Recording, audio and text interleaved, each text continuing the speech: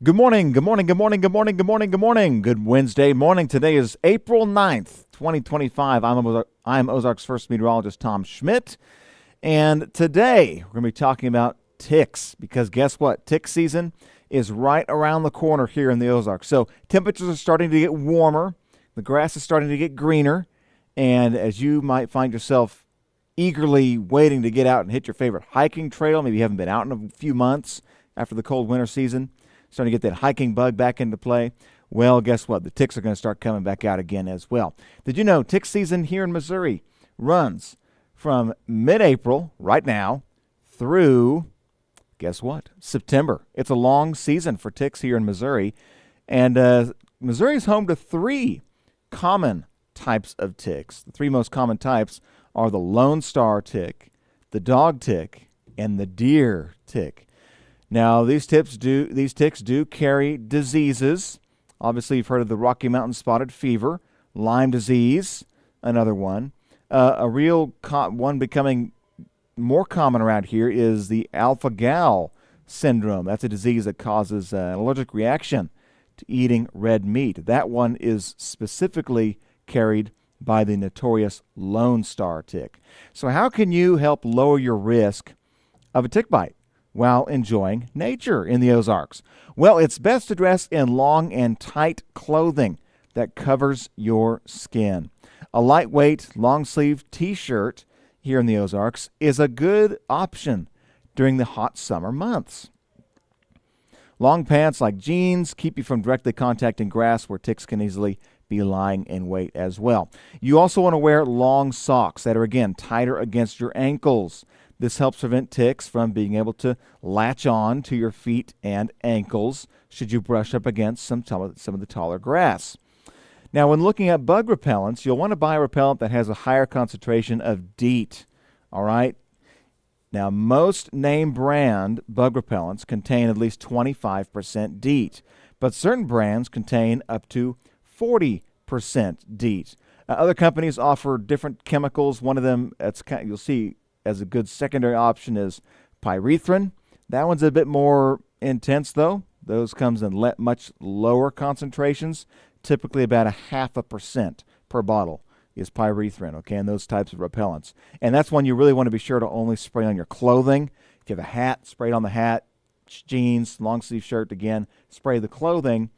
Don't necessarily want to get it on your skin, as it can be a bit more irritable, that pyrethrin mix. But that one is a really good choice for a natural chemical to keep bugs and ticks away and off of you if you're going to be out and hiking around.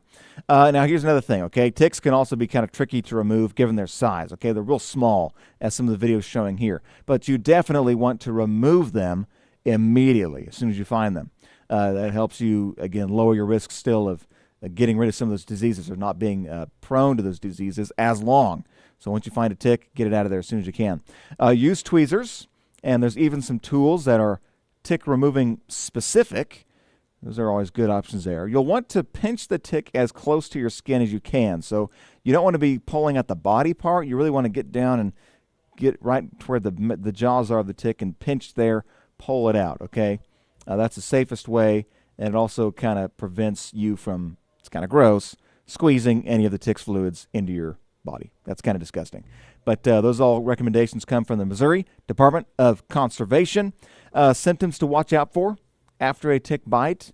You want to look for a reddish ring around the bite site, okay, sometimes known as a bullseye. That might be a classic sign of some kind of disease that's been passed from a tick into you. So seek medical attention after that.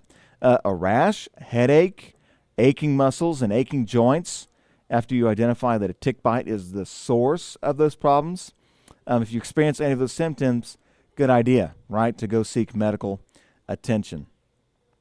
All right, so there you go. Tick season is, again, nearing its peak, running from about mid-April through September here in the Ozarks. A lot of beautiful trails right here in the Ozarks. I myself like to get out and do a lot of hiking. And there's some nice trails. There really are. It's a beautiful area here in southern Missouri and northern Arkansas. Waterfalls, trails that go up into the mountains a little bit. There's a lot to see, and it's really cool around here, but you also want to make sure that you are protecting yourself against ticks, all right, as there are many of them out here. So where do they like to hide from? Well, you'll find ticks usually in high animal traffic zones, including people trails, so hiking trails. Yeah, you'll find some ticks there. You'll want to avoid brushing up against any kind of tall grass. All right. Also, don't just go trekking into the forest. If you do, again, you want to have some protection elements in there: your bug spray, your long pants and clothes, those kinds of things. But if you have to go out into the woods a little bit, when you come out of the woods, always check yourselves for ticks, and again, remove them as soon as you can. The weather this week is going to be great for getting out, so hikers will be abundant this week into this weekend. It's April, folks. It's starting to get nice around here. Stuff's starting to get greener. Temperatures are warming up, and a lot of folks hitting the trails coming up. Just be mindful that as you're hitting the trails, ticks are becoming more active as well. Well, I hope these tips have been helpful for you and can help you prepare for your next hiking outing you plan. For the meantime, I'm Ozarks First Meteorologist from the Ozarks First Digital Desk in Springfield, Missouri. Happy Wednesday.